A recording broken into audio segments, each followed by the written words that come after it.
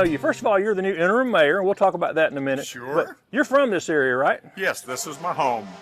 And you grew up here? Grew up here. The only time I wasn't here was when I was with Dan River in Danville, Virginia, working for them when we had a textile industry. And we were up there for 2 years, then got a promotion, came right back to South Carolina. Been here ever since. And what changes have you seen over the years here in Honea Path?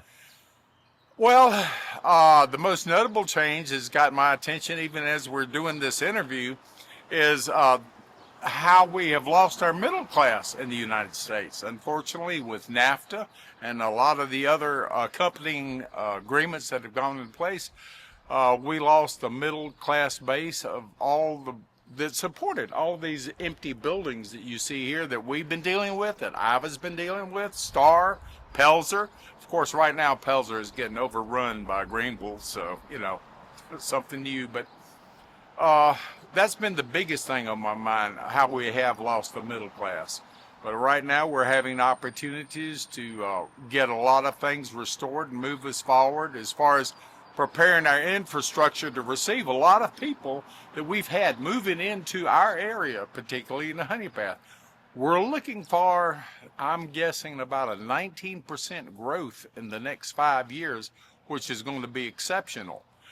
We've been fortunate that we've had people moving. I know if you talk to a cross-section of folks here in Honea Path, they're always concerned about, people moving in, changing the priorities that reflect what the base of Honea Path and Belton or Williamston is like.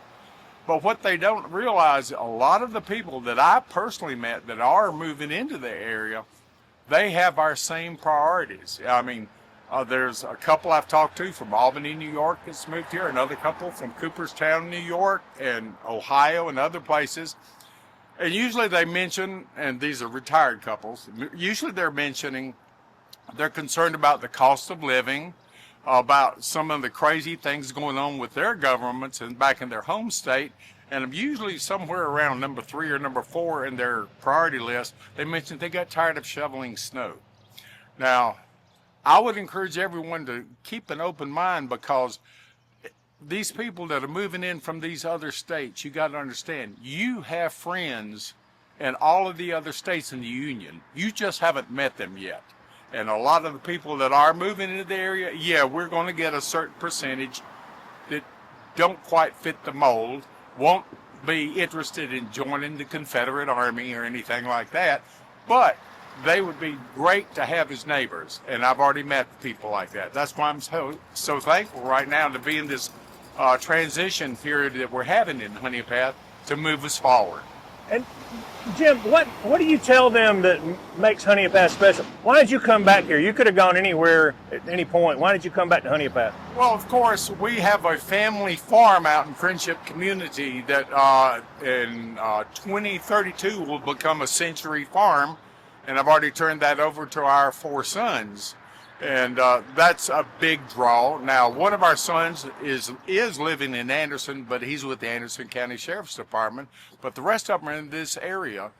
And, of course, the family farm is the big thing, the big draw for our area. And then it has also been an outlet for our family to support other groups. Like most people don't realize, with our farm, we've been able to accommodate law enforcement training. Has been going on out there since 1958 when Pete Strom was with SLED. That's when SLED started training out at the farm. We also have had the Army National Guard. They've had training encampments out at our farm starting in 2002. And starting in 2010, we had the MARSOC Marines coming out and training on a family farm. So we're able to utilize the asset of our family farm to support all of these different groups. As a matter of fact, the MARSOC Marines will be arriving next week. So a lot going on there. But to remain in the area, this is home for us. And what got you involved in town council? My whole life has been about being a part of the solution. I realized, I can't pin it down to a certain time, but I realized everything I'm about is being an encourager to people. And I've had the fortune during my career, which was a textile career over 40 years, to be able to learn how to do that properly with all the different types of personalities and bosses I've worked for. So just being able to encourage and use my knowledge and what management skills I picked up from Dan River, from Burlington, from all the different companies I've worked for, to be able to use them to help us make the right decisions to move our town forward. And how long have you been on council? I've been on council, I think my first year was 2019. Okay. And now you are the interim mayor. Did you see this coming? Well, no, yeah, talk about a surprise. My fellow council members have a bizarre sense of humor. They keep electing me mayor pro tem, and I don't know if any of you folks know about what the laws in the state are, but in the if we lose a mayor for whatever reason, in this case it was a good case, he got a promotion where he was working and just didn't have the time to pursue it. But when a mayor leaves office in South Carolina, he's replaced by the mayor pro tem. Well, I was the mayor pro tem because all of my fellow council members have a sense of humor, and they keep re-electing me mayor pro tem. So now the opportunity presents itself. Now, because of my personal priorities, I do not intend to pursue being mayor, because my number one priority is and has been my wife, who's a cancer survivor and an amputee. So what I am doing right now is just making sure Honea Path, the ship of state, maintains an even keel as we go forward and make the transition to get our new mayor that we're looking forward to getting in this coming July. Y'all have one of the best Main Street layouts in the whole county. What would you and council like to see happen down here in downtown? Right to your left is our original Honea Path Town Hall.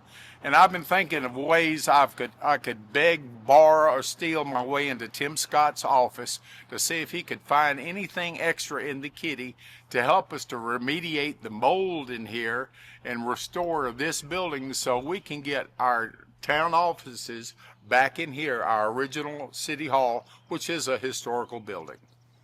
And what else would you like to see downtown? You got some empty buildings and some things you'd like to see? Yeah, this is where my heart goes out to not just Honea Path, but also our other small town communities. What we need is a growing middle class of people, a growing group of people who would be willing to spend money. We face the same problems that they face in other small towns. Well, it doesn't matter if it's Iva, Belton, Pelzer, Pendleton, wherever. You got to have people to be willing to just wander around and shop and buy and invest, because if you try and open a small business here, you're not only dealing with potential rent or the cost of buying the structure, but also you have your fixed and variable overhead you have to deal with. So we need people to support it. And of course, one of the big challenges that I haven't become proficient with is dealing with things like Amazon. We've had a lot of people buying things online. It's convenient. I totally understand that. My daughter-in-laws keep reminding me of this. So Amazon is a competitor to anyone that hopes to have or invest in a small business.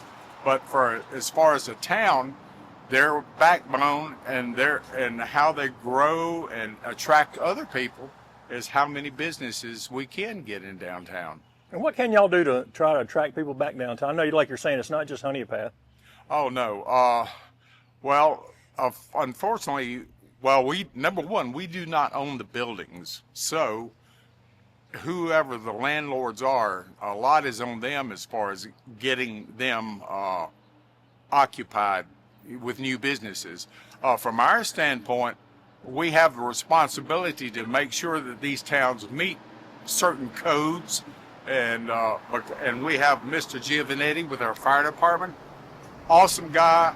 We stole him from Greenville County, and this guy is like a walking Library of Congress on what is legal and not legal as far as building construction and codes and everything like that. So we can support anybody that invests in the building here as far as getting them information to move forward.